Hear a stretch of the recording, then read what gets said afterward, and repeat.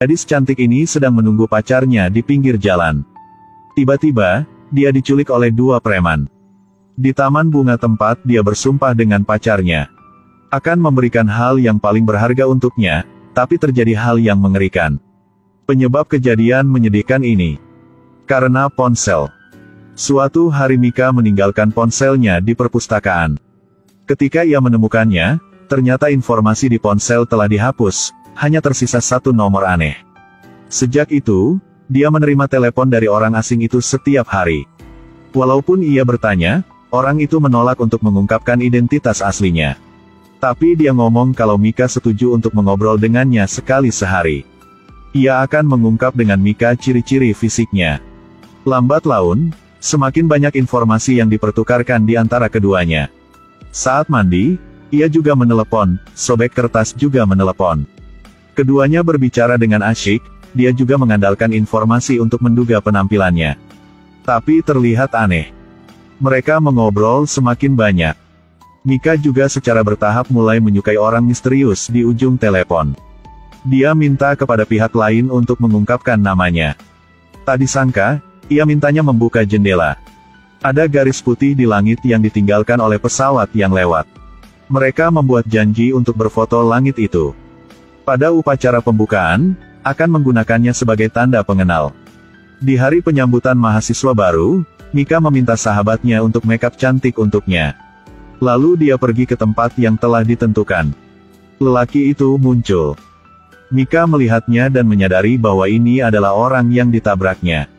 Dia tidak ingin banyak berhubungan dengan orang ini, jadi ia meninggalkan. Siapa sangka lelaki berambut putih memanggilnya kembali dan membersihkan debu dari tubuhnya. Lalu dia memberinya buket yang dia sembunyikan di belakang. Dan foto langit yang mereka ambil sebagai tanda. Fantasi cinta Mika untuk sementara digulingkan. Ia merasa cinta tak berbalas pertama ia berakhir di sini. Sepulang sekolah, dia pulang dengan sedih. Tiba-tiba melihat sosok yang dikenalnya di depan. Mika dengan penasaran mengikuti Hiro. Di depannya ada taman bunga yang indah yang ditanam sendiri oleh Hiro untuknya. Buket yang dia tolak, sekarang ditanam dan dirawat olehnya. Ia menyadari, mungkin lelaki ini tak peduli apapun. Tidak sedingin dan sekejam yang pernah dikatakan orang. Senyum hangat dan ceria Hiro perlahan mendapatkan simpati untuk Mika. Benih cinta itu kayak bunga. Berkecambah secara bertahap. Dengan lembut dan jujur Hiro, Mika tanpa sadar berjalan ke arahnya. Mereka dengan senang hati berfoto bersama. Juga secara resmi mengkonfirmasi hubungan cinta dari sini. Dalam perjalanan pulang, Mika masih pikir tentang pacarnya. Ia tidak tahu ia dalam bahaya sama sekali. Keesokan harinya dia ke halte bus lebih awal untuk menunggu Hiro menjemputnya. Sebuah mobil hitam tiba-tiba berhenti di depannya. Mereka mengantarnya ke taman bunga dengan mekar penuh menyebabkan Mika menanggung penghinaan di sana. Sampai Hiro ke sana, semuanya sudah terlambat. Mika merasa malu. Mendengar suara Hiro, dia bersembunyi di semak-semak. Akhirnya bel telepon mengungkapkan lokasinya. Melihat pacarnya dalam bentuk yang menyedihkan, Hiro memeluknya dengan patah hati. Ia menyalahkan diri sendiri karena tidak melindungi pacarnya dengan baik. Dia diam-diam bersumpah dalam hatinya untuk membuat mereka yang menindasnya menderita. Setelah mengetahui bahwa dalangnya adalah mantan pacarnya, dia dengan marah menyeretnya bertemu Mika. Selama ia minta, ia bisa membuat wanita jahat ini menghilang dari dunia. Tapi seseorang yang baik seperti Mika tidak ingin dia melakukan kejahatan. Meskipun terluka, dia tetap menyuruh Hiro melepaskannya. Sejak saat itu Mika sudah lama tidak pergi ke sekolah. Ia merasa takut semuanya. Dan Hiro ingin melindunginya. Setiap pagi ia berdiri di depan rumahnya. Hiro mengantar Mika ke markas rahasianya. Itulah halaman hijau yang penuh dengan energi. Ia curhat dengannya tentang hal-hal yang gak senang dalam hidup. Cuma bersantai di sini dapat memberinya motivasi untuk terus bertahan. Hiro berharap dia bisa berubah menjadi langit. Kalau gitu setiap kali Mika bermasalah, ia juga dapat mendeteksinya secara instan. Dengan bantuan dari Hiro, Mika berangsur-angsur keluar dari obsesi taman bunga itu. Tapi hari pertama dia kembali ke kelas, teman-temannya menatapnya dengan aneh. Bahkan menulis kata-kata buruk di papan tulis. Setelah tahu segalanya, Hiro bergegas ke maju. Ia menghapus papan tulis. Sekaligus memberi peringatan kepada teman sekelas. Jika hal ini terjadi lagi, bahkan jika itulah cewek, aku tidak akan melepaskannya. Melihat Hiro melakukan yang terbaik untuk melindungi dirinya, Mika menunjukkan senyum puas. Cinta membuatnya tidak lagi takut dengan lamaran apapun. Tanpa ragu percaya Hiro. Namun segera, dia mengetahui bahwa dia berhamil. Dia takut menceritakan ini pada Hiro. Tak disangka, setelah dia mendengarnya, ia buru-buru keluar. Mika merasa kecewa, justrunya Hiro sama dengan laki-laki lain. Ketika dia hendak meninggalkan, dia menemukannya terengah-engah dan berlari untuk memberinya sepasang stocking Natal yang baru saja dia beli. Itu adalah hadiah yang dia siapkan untuk anaknya yang belum lahir. Tolong lahirkan anak kami, aku akan membuat kalian berdua bahagia. Janji tegas sang pacar membuat Mika merasa sangat bahagia. Mereka membeli sepasang cincin murah di pinggir jalan untuk membuktikan cinta mereka. Hiro dengan lembut membelai perut kecil Mika. Kalian berdua berharap tentang masa depan yang baik. Agar Mika dan anak-anaknya memiliki kehidupan yang lebih baik, Hiro memutuskan untuk keluar dan mencari uang terlebih dahulu.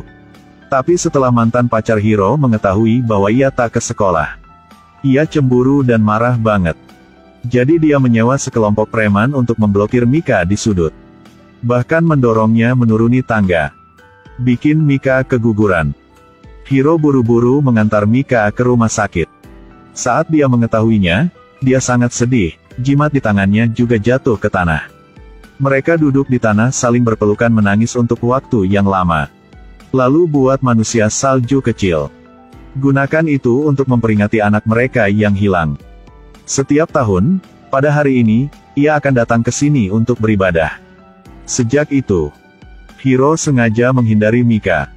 Setiap kali dia meneleponnya tetapi tidak bisa menghubunginya. Tak cara lain, ia pergi ke rumahnya meskipun jaraknya jauh banget.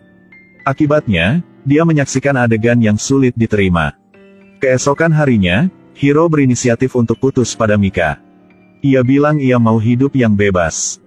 Mika merasa pacarnya sangat aneh. Dia dengan marah melepas cincin pasangan di antara mereka berdua dan melemparkannya ke arahnya. Meski begitu, di dalam hatinya dia masih sangat mencintai Hiro. Ia nggak mau putus. Ia mengirim pesan ke Hiro, mengajaknya ke lapangan hijau rahasia. Ketika ia melihat Hiro muncul pada waktu yang dijanji, ia sangat senang pikir Hiro masih mencintainya, itulah alasan ia ke sini. Siapa sangka satu detik kemudian, Hiro mengucapkan kalimat yang membuat hatinya benar-benar hancur. Aku tidak akan menghapus air matamu lagi. Lalu dia melempar cincin Mika. Ini juga berarti bahwa hubungan mereka juga benar-benar berakhir. Tidak peduli seberapa gilanya Mika mengejar, Hiro juga tidak berbalik. Saat ia benar-benar kehilangan harapan dengan cinta ini, dia memutuskan untuk menyimpan cincin itu di laci. Tidak pernah terbuka lagi. Pada musim dingin tahun itu, Mika datang ke tempat itu untuk mengingat anaknya yang hilang. Ia melihat sepasang sarung tangan di sebelah manusia salju. Dia segera tahu bahwa itu pasti ditinggalkan oleh Hiro. Jadi ia buru-buru mengejar. Tak disangka, itulah pacar baru ia sedang menunggunya. Yu adalah lelaki yang baik, lembut, hangat dan jujur. Ia seperti lautan luas. Peduli Mika tanpa syarat. Tapi dari awal sampai akhir dia tidak cara apapun menggantikan Hiro di hati Mika. Lelaki itu tidak perlu melakukan apapun. Cuma menggunakan wajahnya saja sudah bisa membuat Mika berdebar. Ia pernah melakukan segalanya untuknya. Sekarang ia memakai beanie yang sama sekali tidak cocok untuknya. Saat ini ia masih tahu. Topi ini adalah alasan mengapa kalian berdua putus. Masa lalu manis keduanya secara bertahap muncul di depan mata mereka. Mika langsung kemaju untuk menyapa ia. Meski sudah lama, dia masih belum melupakannya. Dia bertanya mengapa dia memutuskan untuk putus. Setelah mendengar itu, Hiro buru-buru kabur. Di tengah tebalnya salju, Mika mengejarnya. Berdiri di tengah belokan, tiba-tiba dia berhenti. Satu sisi adalah cinta pertama.